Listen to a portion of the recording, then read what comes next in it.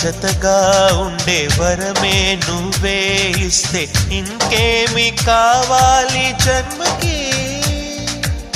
మచ్చలేని చంద్రుడిని మాట రాక చూస్తున్నా, వరస కాని బంధుని చొరవ చేసి అంటున్నా, ఇంకెప్పుడు ఒంటరినని అనరాదని, నీకు సొంతం అంటే నేనేనని.